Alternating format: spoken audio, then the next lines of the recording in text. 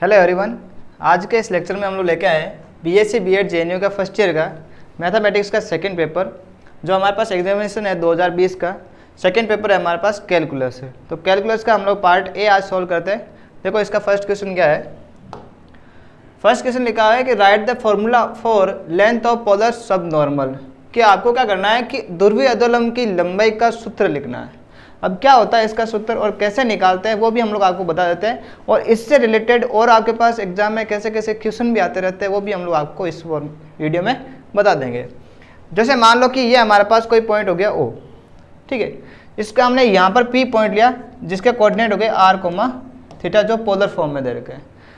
ओ से लेके पी आपके पास एक होता है रेडियस वेक्टर, हम लोग इसको बोलते हैं रेडियस वेक्टर, जो लेते हैं आर। क्या दे रखा है, इस रेडियस वेक्टर दे दिया आर, ये हमारे पास दे दिया थीटा एंगल पर, ठीक है। जो रेडियस वेक्टर है वो हमारे पास इनिशियल लाइन से अगर थीटा एंगल पर बना रखी है तो इसके ऊपर ये हमारे पास जैसे कर्व दिया आपको, इस कर्व के ये जो लाइन दे रखी है आपकी, ये लाइन इसकी क्या है, आपकी टेंजेंट है। एक क्या स्पर्शरेखा है, ठीक है। और टेंजेंट है तो इसके टेंजेंट के ऊपर ये आपके पास लंब हो गया, एक 90 डिग्री का परपेंडिकुलर होता है। और परपेंडिकुलर क्या बोलता है हमारे पास, नॉर्मल होता है, मतलब अभिलंब होता है। ये हमने पॉइंट ले लिया एन, ठीक है। और आपके पास जो रेडियस वेक्टर और टेंजेंट है इनके मिडल में हमारे पास एंगल होता है, वो होता है फाई। क्या होता है, फाई। तो ये हमारे पास क्या हो गए, शीर्षाभिमुख कोण है, तो इसका मतलब ये भी क्या हमारा होगा, फाई होगा। और ये हमारे पास फाई है तो इसमें आपके पास ये क्या होगा, पाई/2 प्लस फाई होगा, ठीक है। तो ये पाई/2 प्लस फाई होगा तो इस हमारे पास ये भी क्या एंगल बनेगा, फाई बन जाएगा, ठीक है। तो अगर आपके पास ये नॉर्मल है तो इसको हम आपके पास ओ से लेके एन, ओ एन हमारे पास क्या होगा, सब नॉर्मल होगा, ठीक है। और यहाँ से O से लेके T, इसको मान लो आपके पास T है, अगर ये आपके पास टेंजेंट है तो ये हमारे पास क्या होगा, सब टेंजेंट हो जाएगी। क्या हो जाएगी, सब टेंजेंट हो गई। तो आपके इसके अंदर फॉर्मूला आपके पास क्वेश्चन आते हैं, कभी आपको बोल देता है कि टेंजेंट की लेंथ बताओ O से लेके T तक, या फिर आपका क्वेश्चन आता है O से लेके N, जैसे सब नॉर्मल की लेंथ फॉर्मूला बोला है। तो आपको कौन सी लेंथ निकालनी है, आपको O से लेके N, ओ एन की वैल्यू निकालनी है। किसकी निकालनी है, ओ एन की।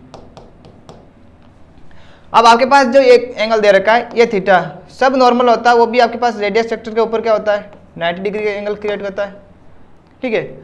और जो आपके पास नॉर्मल होता है वो टेंजेंट पर क्या कितने डिग्री का होता है, 90 डिग्री का होता है।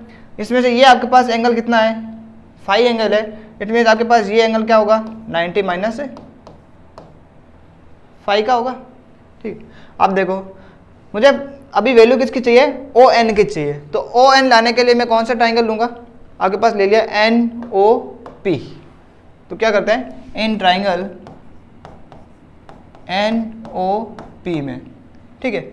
अब एन ओ पी में क्या करते हैं, हमें कनेक्शन किस में चाहिए, आर में चाहिए और ओ एन में चाहिए। तो अगर मैं ये थीटा एंगल लूंगा, एंगल हमारा ये होगा, तो इसके जस्ट फेस के सामने वाली कौन सी होती है, परपेंडिकुलर होता है। तो परपेंडिकुलर और बेस, परपेंडिकुलर और बेस, इसके अंदर आपके पास कौन सा रिलेशन होता है, हम लोग लेते हैं कोट थीटा का, कोट थीटा। या फिर आपके पास एंगल क्या दे रखा है, फाई दे रखा है, तो कोट फाई। और कोट फाई हमारे पास क्या होता है, बेस अपॉन परपेंडिकुलर होता है। तो ये बन गया बेस अपॉन परपेंडिकुलर, ठीक है। तो यहाँ पर हमारे पास बेस क्या है, बेस आपका है ओ एन, क्योंकि आपके पास एंगल के सामने जस्ट होता है वो होता है परपेंडिकुलर। तो ये हमारे पास बन गया बेस, बेस हमारे पास बना ओ एन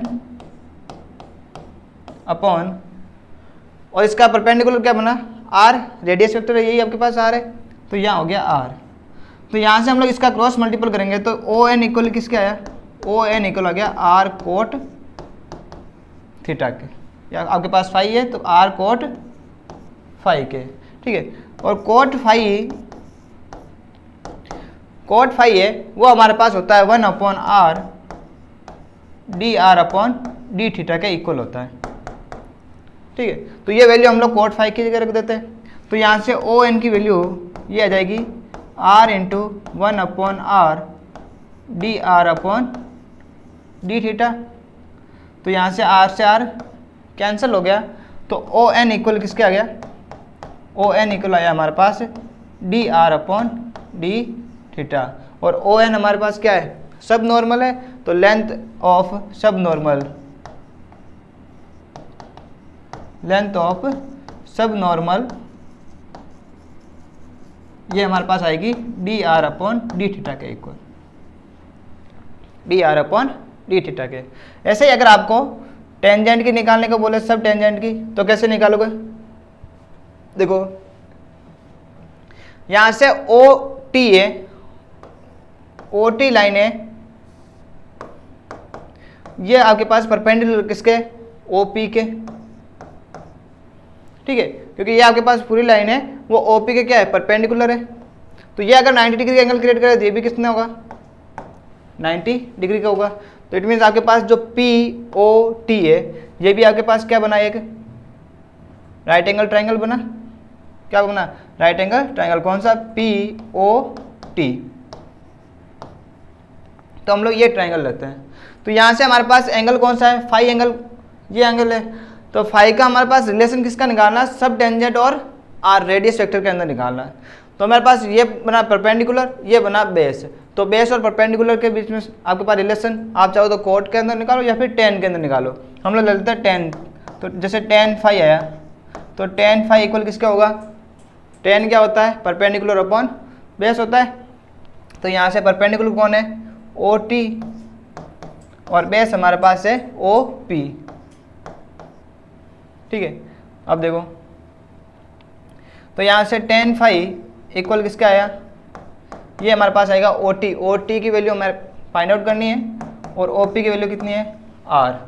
तो हम यहाँ क्या बताएंगे कि यहाँ से ओ टी इक्वल आएगा आर टेन फाइव के। अभी ऊपर बताया था कोट फाइव क्या होता है, वो 1 upon R D R upon D theta क्या होता है, क्या होता है कि कोट फाइव इक्वल होता है 1 upon R D R upon D theta के।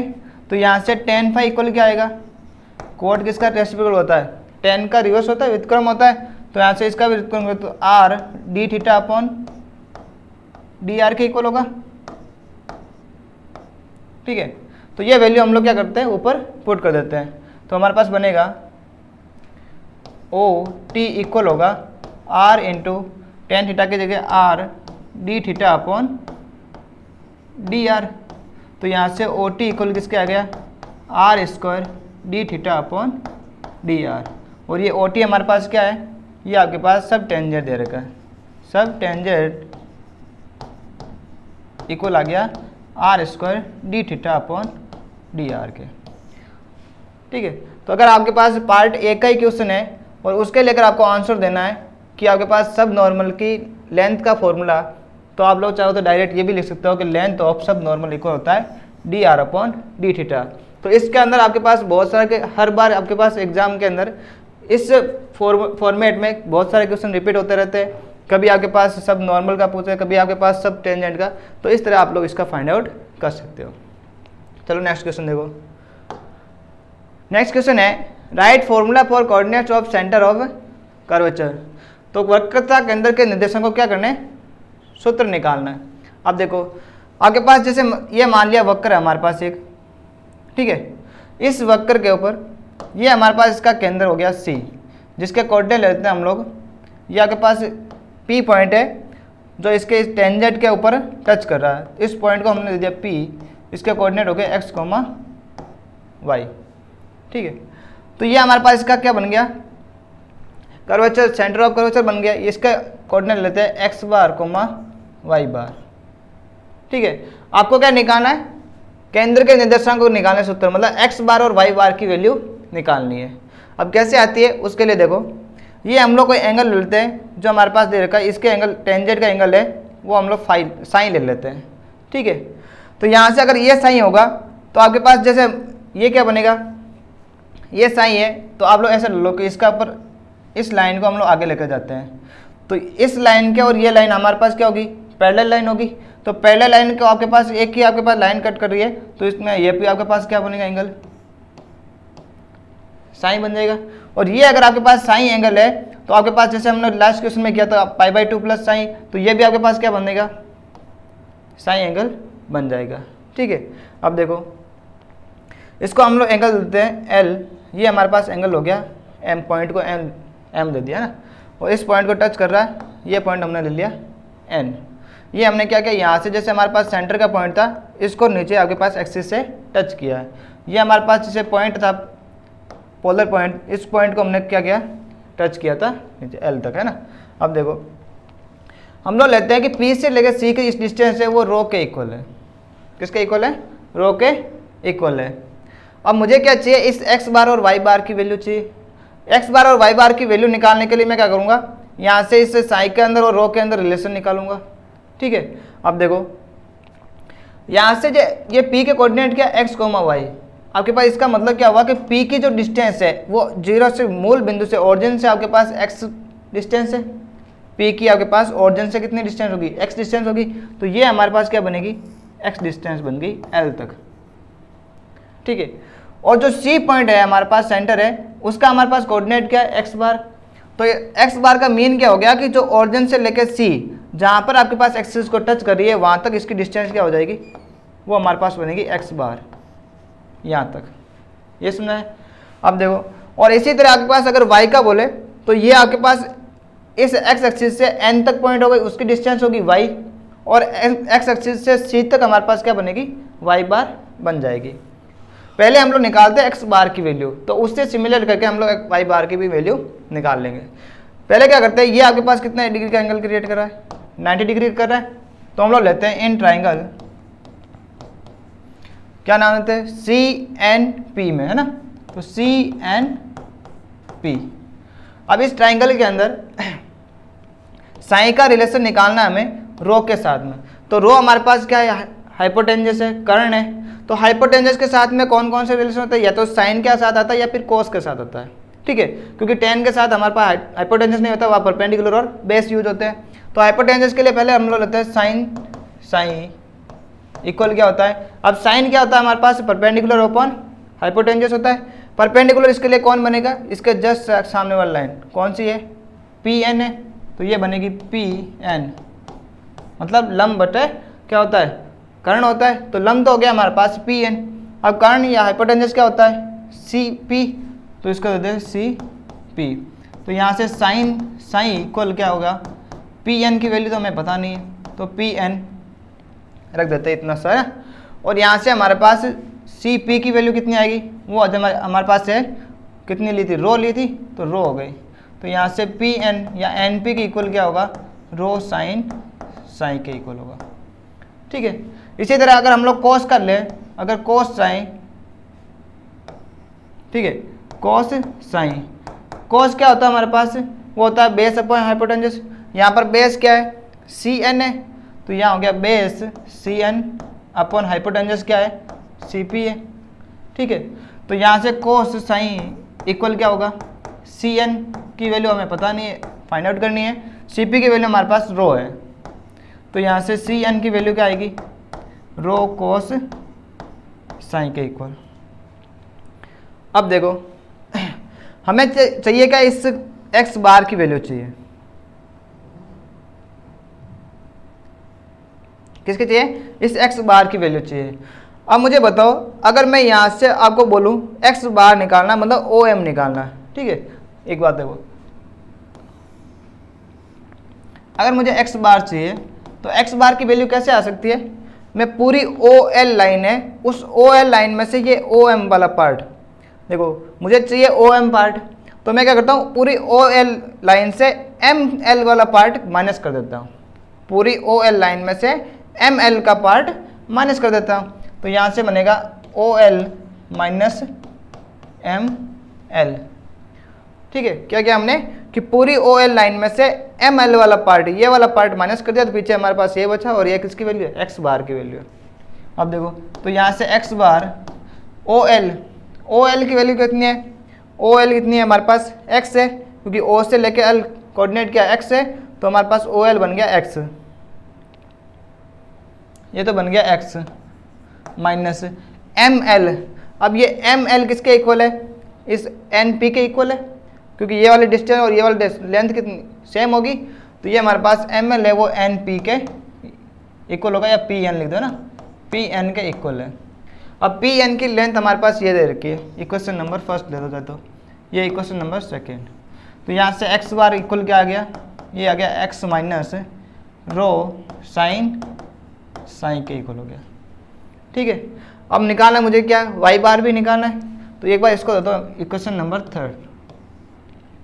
अब मुझे निकालना वाई बार।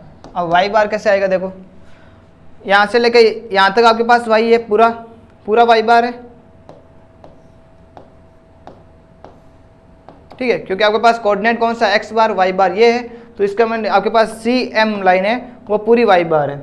अब ये C M line two part में डिवाइड होगी, कौन कौन से, एक तो एम से लेके एन, एम एन और सी एन, दोनों का ऐड करेंगे अगर एम एन और सी एन, तो आपके पास क्या बनेगी, पूरी आपके पास सी एम लाइन बनेगी, और सी एम किसके इक्वल है, वाई बार के इक्वल है। तो वाई बार को मैं क्या लिख सकता हूँ, M N plus C N, इन दोनों को ऐड करूंगा तो मेरे पास क्या आ रही है, वाई बार इक्वल आ रही है। तो यहाँ से वाई बार इक्वल क्या होगा, एम एन किसके इक्वल है, ये एम एन है, यहाँ से एक्स से कौन से वाई तक, वाई कोऑर्डिनेट ले रहे हैं, तो ये डिस्टेंस क्या होगी, वाई के इक्वल होगी, तो ये तो बनेगी हमारे पास वाई के इक्वल। ठीक है, तो एम एन की वैल्यू तो हो गई वाई, प्लस सी एन की वैल्यू मैंने कहाँ से निकाली, सेकेंड इक्वेशन से, क्या है, रो कोस साइन है, तो इसको लिख देंगे रो कोस साइन। ये हमारे पास बन गया इक्वेशन नंबर 4। ठीक है, अब देखो, अब मुझे क्या करना है, यहाँ से एक्स बार में रो की वैल्यू भी फाइंड आउट करके रखनी है और साइन साइन की भी रखनी है।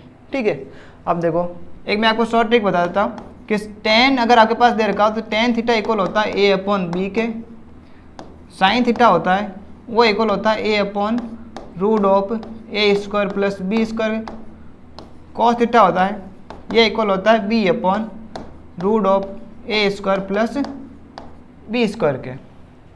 ठीक है, तो यहाँ से हम लोग अगर एंगल रखेंगे साइन से तो ये वैल्यू निकालेंगे साइन और कॉस की। और रही बात आपके पास रो निकालने की, तो रो इक्वल होता है, ये होता है 1 plus d y by d x का होल स्क्वायर के power 3/2 upon d2y by d x square, ये होती है रो की वैल्यू। ठीक है, तो मैं आपको यहाँ पर डायरेक्ट पुट करके बता रहा हूँ, पूरा सॉल्व करूँगा तो हमारे पास वीडियो बहुत लंबा चला जाएगा। तो मैं आपके पास क्या करता हूँ, यहाँ से रो इक्वल, अगर मैं क्या करता हूँ d y by d x, इसको ले लेता हूँ y1 के इक्वल। ठीक है, और d2y डी एक्स स्क्वायर है, इसको ले लेता हूँ मैं आपके पास y2 के इक्वल। तो हमारे पास रो की वैल्यू क्या बनेगी, तो रो की वैल्यू बन जाएगी, रो इक्वल हो जाएगा 1 प्लस y1 स्क्वायर के पावर 3/2 अपॉन y2, यही बनेगा। तो अब लोग क्या करते हैं, by equation third and fourth, जो हमारे पास एक्स बार और वाई बार की वैल्यू आई थी, इसके अंदर रो और साइन और कोस साइन इनकी वैल्यू पुट करोगे तो हमारे पास क्या बनेगा, तो यहाँ से हमारे पास बनेगा एक्स बार, ये इक्वल आ जाएगा x minus y1 1 plus y1 का स्क्वायर अपॉन y2 के इक्वल। ठीक है, और आप अगर हम लोग y बार के अंदर रखेंगे वैल्यू तो ये आएगी y प्लस 1 प्लस y1 का होल स्क्वायर अपॉन y2, ये हो जाएगी हमारे पास y2 की वैल्यू। इसका प्रोसेस हमने बता दिया। अगर वहाँ से वैल्यू रख के उसके अंदर सॉल्व करोगे तो एक्स बार की वैल्यू हमारे पास ये बन जाएगी और वाई बार की वैल्यू बन जाएगी। ये हमारे पास क्या है, सेंटर ऑफ कर्वेचर है ना, सेंटर ऑफ कर्वेचर। ठीक है, अब देखो नेक्स्ट क्वेश्चन। नेक्स्ट क्वेश्चन है, फॉर फंक्शन z इक्वल दे रखा f of x y, define partial differential derivative of z with respect to x। अब x के रेस्पेक्ट में आपको क्या करना है कि जो आपके पास z दे रखा है f ऑफ एक्स वाई, वो डिफाइन करना है कि ये पार्शियल डेरिवेटिव है, मतलब फलन f z है वो f ऑफ एक्स वाई के लिए x के सापेक्ष आंशिक अवकलन को परिभाषित करना है। अब देखो आंशिक अवकलन मतलब करना क्या है, अगर आपके पास जो कोई भी फंक्शन दे रखा है,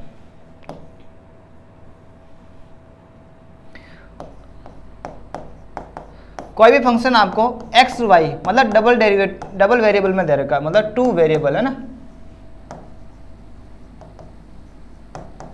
क्या है 2 वेरिएबल में दे रखा है। तो 2 वेरिएबल में अगर दे रखा है तो उसका पार्शियल डेरिवेटिव करना है। तो पार्शियल डेरिवेटिव में हम लोग क्या करते हैं, आपके पास एक वेरिएबल के रेस्पेक्ट में, जिस वेरिएबल के रेस्पेक्ट में करते हैं वो तो हमारे पास वेरिएबल के तौर करते हैं, और सेकंड वेरिएबल होता है उसको हम लोग क्या लेते हैं, कांस्टेंट ले लेते हैं। ठीक है, तो इसके लिए अगर आपके पास जैसे हम लोग लेते हैं, अगर आपको निकालना है कि जो del F upon del x, x के रेस्पेक्ट में अगर आपको पार्शियल डेरिवेटिव करना है तो ये क्या होना चाहिए, ये अगर आपके पास limit del X tends to 0 F of X plus del X comma Y minus F of x comma Y upon del X, अगर आपके पास जो पार्शियल डिफरेंस फंक्शन एक्स का अगर एक्स के रेस्पेक्ट में कर रहे हो तो उसके लिए ये अगर आपके पास लिमिट एग्जिस्ट कर रही है, ये अगर लिमिट आपके पास विद्यमान है, इसका मतलब ये आपके पास क्या बनेगा, पार्शियल डिफरेंस बनेगा एफ ऑफ डेल, आपके पास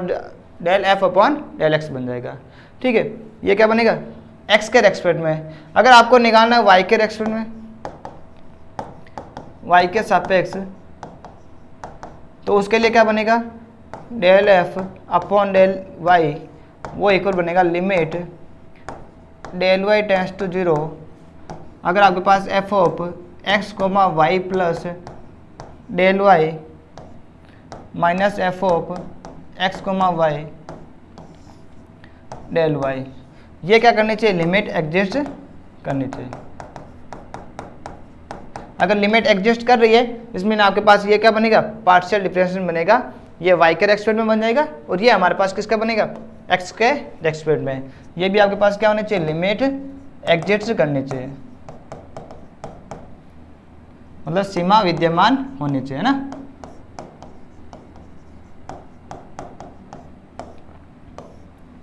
ठीक है, ये आपके पास अगर पार्शियल डिफरेंशियल हो तो इसके लिए ये कंडीशन बननी चाहिए। इसको हम लोग और आपके पास तरीके से भी डिनोट करते हैं, ये हमारे पास del Z upon del X से भी करते हैं। ठीक है, इसको एफ ऑफ एक्स से भी डिनोट करते हैं, इन सब से भी डिनोट किया जाता है ना। चलो अब देखो नेक्स्ट क्वेश्चन। नेक्स्ट क्वेश्चन है define maxima of a function f of x y of 2 variables. 2 variables के लिए आपको क्या करना है कि 2 चरों के फलन एफ ऑफ एक्स वाई के लिए उच्चिष्ट को परिभाषित कीजिए कि इसके लिए उच्चिष्ट क्या मान होगा, उच्चिष्ट मान क्या होगा। तो हमारे पास उच्चिष्ट मान क्या बनेगा, यदि आपके पास एफ ऑफ एक्स है, क्या करता है,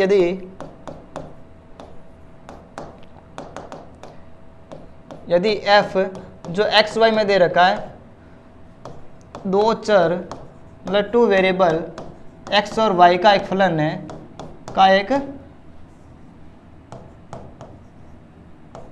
फलन है कि f of x is a function of 2 variable x and y, तब इसके लिए हमारे पास क्या होगा, जब हम लोग एक्स और फंक्शन है तो अगर एक्स इक्वल ए तथा वाई इक्वल बी के निकट के सभी मानों के लिए, के निकट के सभी मानों के लिए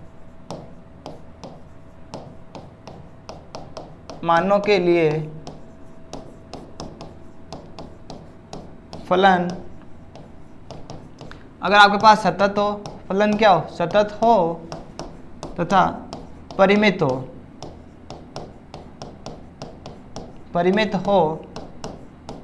तो F of A comma B, तो F of A comma B फलन एक्स कोमा वाई का क्या होगा, वाई का उच्चिष्ट होगा। इस चीज को समझो, हमने क्या बताया कि अगर आपके पास F of x comma Y में दो चर दे रखे हैं, एक्स कोमा वाई एक फलन है, कोई भी आपके पास फलन दे रखा है जो इसके चर क्या है एक्स और वाई है, तो इसके एक्स और वाई, एक्स इक्वल ले लिया हमने ए और वाई इक्वल ले लिया बी, इसके सभी के निकट के मानों, मतलब एक्स को ए के आपके पास जितने भी निकट के मान है एक्स और वाई के, इन सभी के आपके पास नजदीक मतलब नेबरहुड वैल्यू है ना, अगर आपके पास नेबरहुड वैल्यू के लिए जो फंक्शन है, फंक्शन आपके पास सतत है मतलब कंटिन्यू जो है, ठीक है, आपके पास फंक्शन क्या होना चाहिए कंटिन्यूज हो और आपके पास परिमित हो मतलब फाइनाइट हो।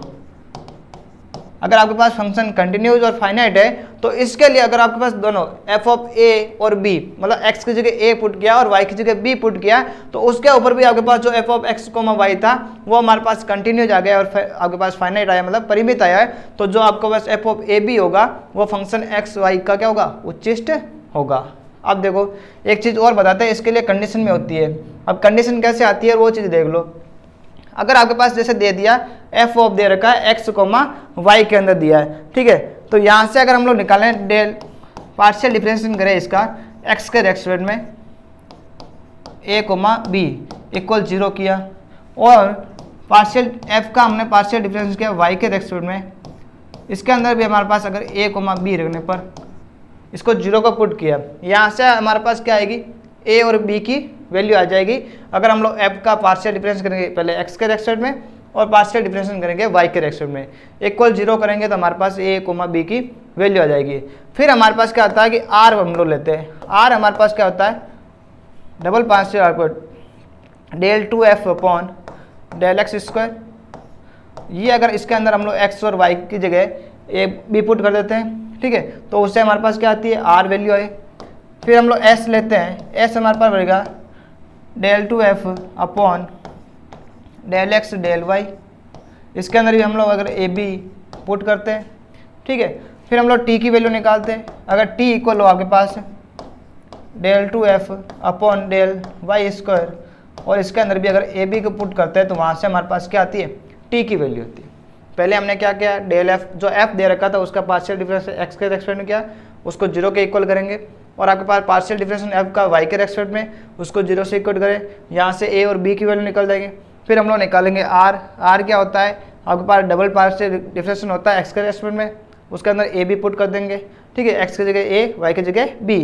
फिर हमारे पास क्या होगा पार्शियल डिफरेंस एफ पहले डेल एक्स और डेल वाई के रेस्पेक्ट में, तो हमारे पास उसके अंदर भी ए बी पुट करेंगे तो किसकी वैल्यू आएगी एस की वैल्यू। टी की वैल्यू क्या करो डबल डेरिवेटिव करो वाई के रेस्पेक्ट में, उसके अंदर भी ए बी की वैल्यू पुट कर देंगे। यहाँ से आपके पास क्या बनेगा आर एस और टी के अंदर आएगा। तो इसके लिए हमारे पास मैक्सिमा और मिनिमा के लिए क्या कंडीशन होती है, ये कंडीशन होती है अगर आपके पास फर्स्ट कंडीशन है अगर आपके पास क्या बने आपके पास बन जाए आर टी माइनस,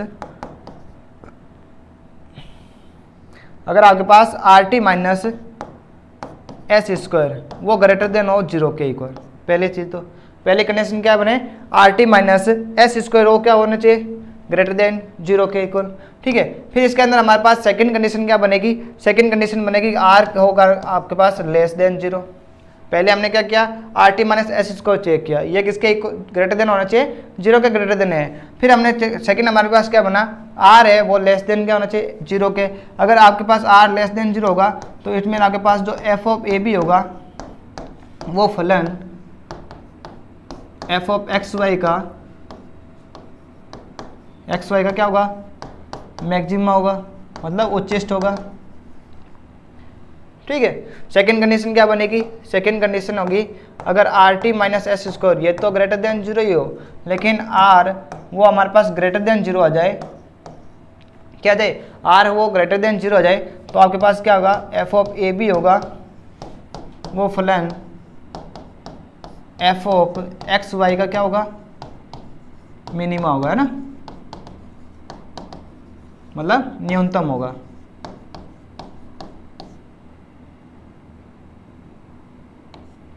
और ये क्या होगा उच्चिष्ट होगा, समझ आया ना। तो उच्चिष्ट क्या होता है अगर हमारे पास ये कंडीशन बन रही है तो ये हमारे पास एफ ऑफ ए बी होगा वो फंक्शन का उच्चिष्ट वैल्यू होगी। और अगर आपके पास जो ये आपके पास कंडीशन बन रही है तो एफ ऑफ ए बी होगा एफ ऑफ एक्स वाई का क्या होगा निम्निष्ट होगा। इसकी और दो भी कंडीशन बनती है लेकिन हमारे पास अभी एक बार उच्चिष्ट और निम्निष्ट का ध्यान रखो। चलो अब देखो नेक्स्ट क्वेश्चन।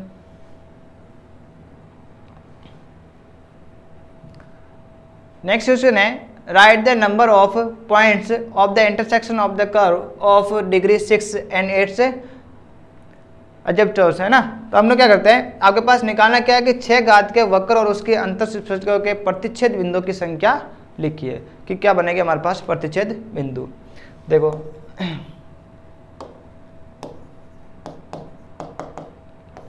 अब अगर आपके पास अंतःक्षेपी को दे रखे हैं प्रतिच्छेद बिंदुओं की संख्या निकालनी है तो पहले हमारे पास वक्र का समीकरण क्या बनेगा, वक्र का समीकरण देखो। तो वक्र का समीकरण क्या बनेगा, ये बनेगा आपके पास F of N plus F of N minus 2 के इक्वल। क्या बनेगा, F of N plus F of N minus 2। अब यहाँ पर एफ ऑफ एन क्या होता है, ठीक है, ये बन गया हमारे पास equation of curve. Equation of curve होता है F of N plus F of N minus 2 के इक्वल। अब यहाँ पर जो एफ ऑफ एन दे रखा वो एफ ऑफ एन क्या होता है, ये हमारे पास बनता है F of n is the joint of the adjustors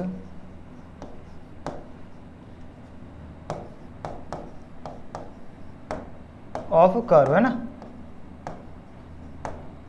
जो हमारे पास एडजस्टर्स आएगी मतलब अंतःस्पर्शिया जो भी आएगी हमारे पास, जैसे हम लोग निकालेंगे इसका डबल डिफरेंशियल इक्वेशन में करते हैं हम लोग m की वैल्यू कि हमारे पास जितने डिग्री का दे रखा है इस डिग्री से लेस देन ही होगा, या तो 6 आएगी, इसके पास अंतःस्पर्शिया 6 से कम होगी। तो जो हमारे पास अंतःस्पर्शिया आएगी जो m की वैल्यू आएगी उनका हम लोग क्या करेंगे, इन सबको अगर हम लोग जोड़ दे ज्वाइंट कर दे तो हमारे पास क्या बनेगा, वहाँ से एफ ऑफ n बन जाएगा। ठीक है, तो एफ ऑफ n हमने निकाल दिया कि is the joint of equation of the adjusters of curve है। ठीक है, अब देखो जो अब हमारे पास F of N minus Z है एन माइनस टू क्या बनेगा, एफ ऑफ एन माइनस 2 होगा। F of N minus 2 is the curve, F of N minus 2 be the curve.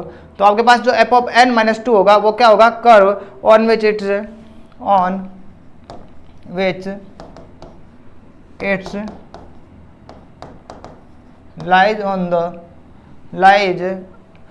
lies on the common points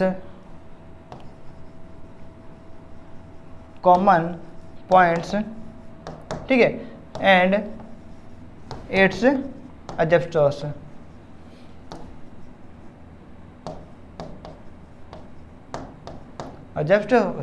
तो हमारे पास जो f of N minus 2 होगा वो F of N minus 2 क्या होगा कि जो हमारे पास कर्व है, कर्व के ऊपर आपके पास कितने प्रतिच्छेद बिंदु कर रहे हैं, वो आपके पास लाई कर रहे हैं, प्रतिच्छेद बिंदु कितने लाई कर रहे हैं और उसके अंतःक्षेपीय कितनी है। तो अंतःस्पर्शिया अब निकालनी आपको कितने, 6 डिग्री की अंतःस्पर्शिया निकालनी है। तो अंतःस्पर्शिया का आपके पास फॉर्मूला क्या होता है, अंतःस्पर्शिया का फॉर्मूला होता है एडजस्टर्स, ये फॉर्मूला होता है एन माइनस 2। यहाँ पर आपके पास n क्या होता है, जो आपके पास जो वक्र दे रखा है या कर्व दे रखा है, तो कर्व की हाईएस्ट डिग्री कितनी दे रखी है, हाईएस्ट डिग्री हमारे पास कितनी दे रखी है, 6 डिग्री का है। तो आपके पास n इक्वल क्या होगा, 6 हो जाएगा। तो इसके लिए हमारे पास जो इंटरसेक्शन पॉइंट आएंगे वो कितना आएगा, 6 माइनस 2 इक्वल कितना हो जाएगा, 6 इंटू 4, ये इक्वल हो जाएगा 24 के। ठीक है, तो ये हमारे पास बन गया इंटरसेक्शन पॉइंट। चलो अब देखो नेक्स्ट क्वेश्चन है केंद्रज को परिभाषित कीजिए, मतलब इवोल्यूटिव केंद्रज को परिभाषित कीजिए, डिफाइन इवोल्यूटिव। हमारे पास क्या बनेगा, देखो इवोल्यूट क्या होता है, किसी वक्र के वक्रता केंद्र का बिंदुपथ है। क्या होता है, किसी भी वक्र के वक्रता केंद्र का बिंदुपथ होता है, उसको हम लोग क्या बोलते हैं, केंद्रज बोलते हैं। क्या बोलते हैं, केंद्रज बोलते हैं। किसी वक्र के वक्रता केंद्र का बिंदुपथ उसका क्या होता है, केंद्र होता है। इसको लिख दो, किसी वक्र के वक्रता केंद्र का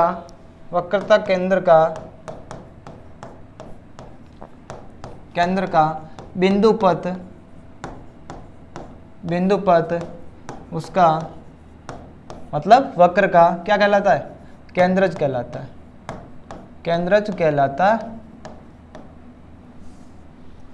केंद्रज कहलाता है। क्या होता है, किसी भी वक्र के वक्रता केंद्र का हम लोग क्या लेते हैं, बिंदुवत बना लेते हैं, तो हमारे पास क्या बनेगा, वो हमारे पास बन जाएगा वक्रता का, इस वक्र का केंद्रज। इसको इंग्लिश में लिख दो, the locus of the locus of the center of curvature, locus of the center of curvature, क्या हमारे पास है, the locus of the center of curvature of a curve of a curve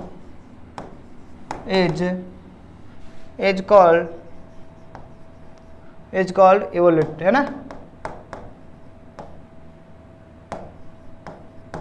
क्या बोला कि the locus of the centre of curvature of A curve is क्या होता है, called evolute, है ना। अब देखो नेक्स्ट क्वेश्चन। नेक्स्ट क्वेश्चन है गामा फलन का द्विगुणन का सूत्र लिखिए। कि हमारे पास गामा फलन होगा, उसका द्विगुणन का सूत्र क्या होता है। तो द्विगुणन का सूत्र हमारे पास बनता है कि हमारे पास गामा ऑफ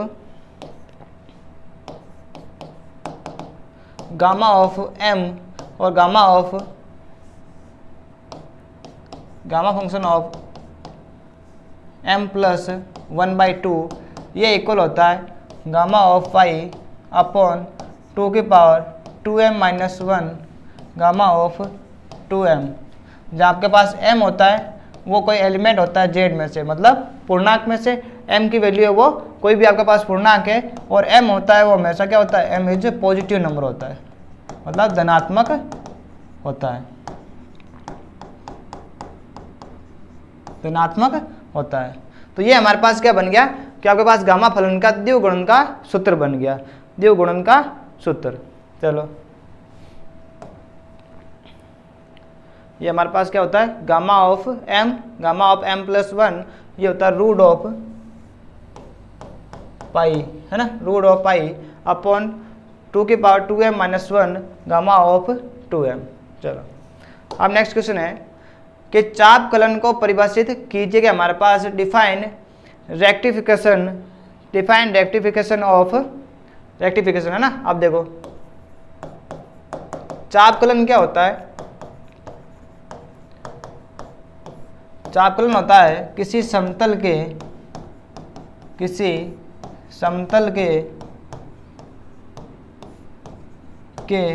किन्हीं दो बिंदुओं के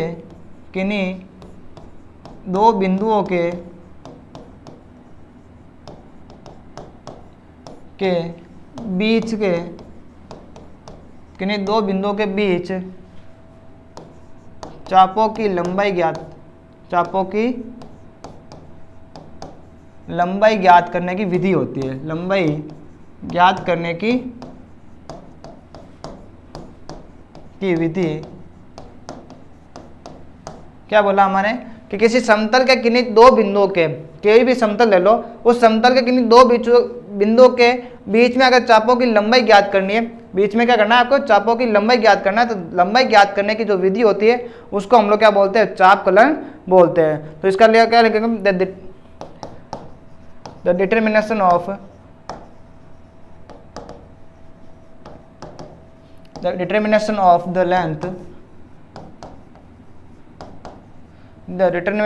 the length of A curve, है ना, the length of A curve. ये हमारे पास क्या बन गया, रेक्टिफिकेशन बन गया। चलो नेक्स्ट क्वेश्चन है कि इवैल्यूएट मान ज्ञात करना है। आपके पास मान दे रखा है, किसका है, मान है आपके पास integration of 0 to 1 integration of 0 to x square e की पावर y अपॉन x dx dy। इसका आपको क्या करना है, मान ज्ञात करना है, इवैल्यूएट करना है। देखो इसका सॉल्यूशन आपके पास डबल इंटीग्रेशन दे रखा है, तो इसमें हम लोग क्या करेंगे, फर्स्ट आपको पास y के रेस्पेक्ट में करेंगे, dx के रेस्पेक्ट में बाद में करेंगे, है ना। तो हमारे पास क्या बनेगा, इंटीग्रेशन ऑफ 0 to 1, यहाँ पर integration of 0 to x square e की पावर y अपॉन x, यहाँ हम लोग क्या करते हैं, dy के रेस्पेक्ट में करते हैं, और जो रिजल्ट आएगा उसका dx से इंटीग्रेशन रिपीट कर देंगे, है ना। अब देखो, अब आपको क्या करना है, इंटीग्रेशन करना है y की पावर e की पावर y अपॉन x। यहाँ पर आपके पास किसके रेस्पेक्ट में कर रहे हो, y के रेस्पेक्ट में कर रहे हो, ठीक है। तो यहाँ से हम लोग क्या करते हैं, y अपॉन x को t पुट करेंगे, तो यहाँ से dy by d x into x आपके पास पहले से दे रखा 1 अपॉन एक्स इक्वल क्या होगा dt के, तो dy बाई डी एक्स होगा वो इक्वल क्या होगा x dt के, है ना। तो हम लोग क्या करेंगे यहाँ से तो ये जो आपके पास दे रखा है जो x आएगा वो कहाँ आएगा 1 अपॉन एक्स आगे आ जाएगा। तो यहाँ हमारे पास इसका इंटीग्रेशन बनेगा, वो इंटीग्रेशन क्या बनेगा, ये बन जाएगा आपके पास e की पावर y अपॉन एक्स का, तो आपके पास ए जेटी और 1 अपॉन एक्स, तो इसके अंदर x कहाँ आ जाएगा आगे आ जाएगा, और लिमिट है आपके पास 0 टू एक्स स्क्वायर, और इसका इंटीग्रेशन करेंगे किसके रेस्पेक्ट में, सेकेंड इंटीग्रेशन होगा dx के रेस्पेक्ट में। अब देखो पहले लिमिट पुट कर देते हैं, तो हमारे पास लिमिट क्या पुट होगी, लिमिट पुट हो जाएगी, ये आपके पास इंटीग्रेशन है 0 टू 1, ठीक है।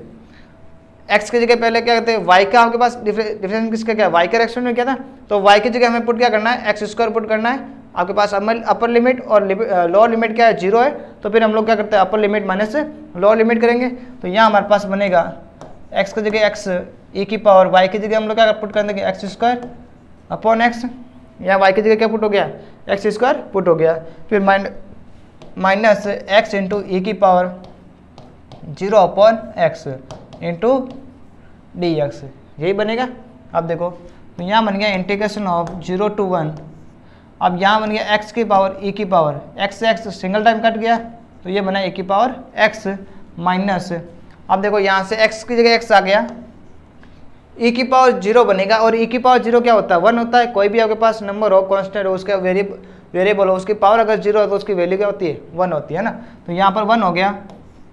अब इसका इंटीग्रेशन करना किसके रेस्पेक्ट में dx के रेस्पेक्ट में। अब देखो यहाँ से हमारे पास अगर हम लोग अलग अलग करेंगे सेपरेट इंटीग्रेशन करेंगे, तो अगर x का इंटीग्रेशन होगा तो वो हम डायरेक्ट कर लेंगे, लेकिन यहाँ पर हमारे पास क्या बना डबल डेरिवेटिव डबल फंक्शन बन रहे, तो ये हमारे पास क्या बनेगा फर्स्ट फंक्शन और ये क्या होगा second function.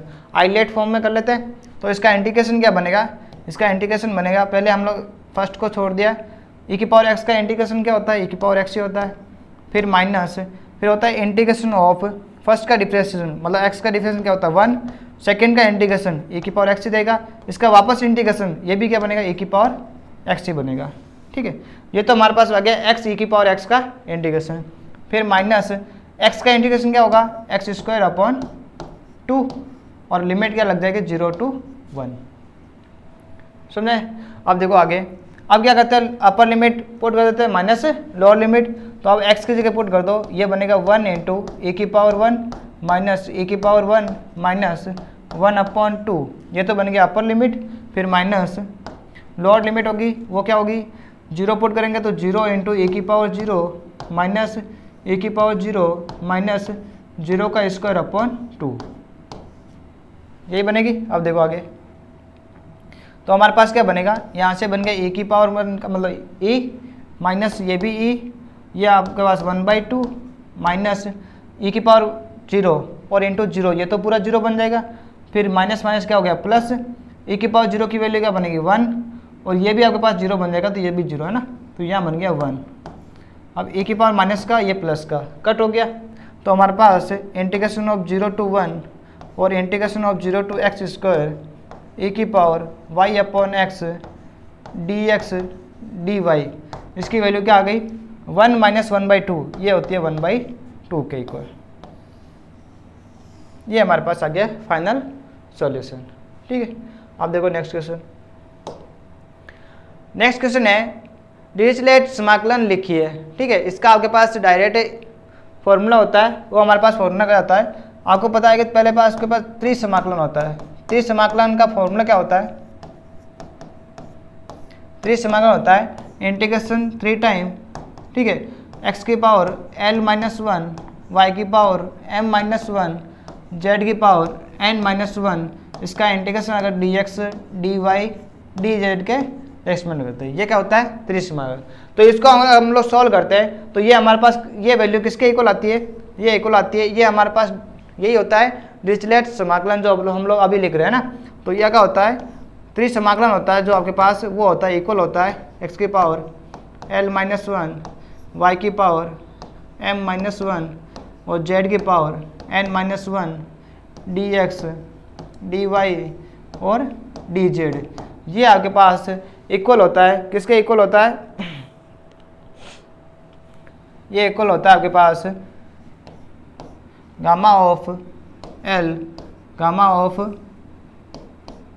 m gamma of n upon gamma of l plus m plus n plus 1 के इक्वल। ये हमारे पास होता है डिरिचलेट समाकलन का समीकरण। ठीक है, तो हमारे पास 1 से लेके 10 क्वेश्चन हमने पार्ट ए को सॉल्व कर दिया है। अब नेक्स्ट आपके पास जो पार्ट बी है उसका सॉल्यूशन लेते हैं नेक्स्ट वीडियो में। Thank you.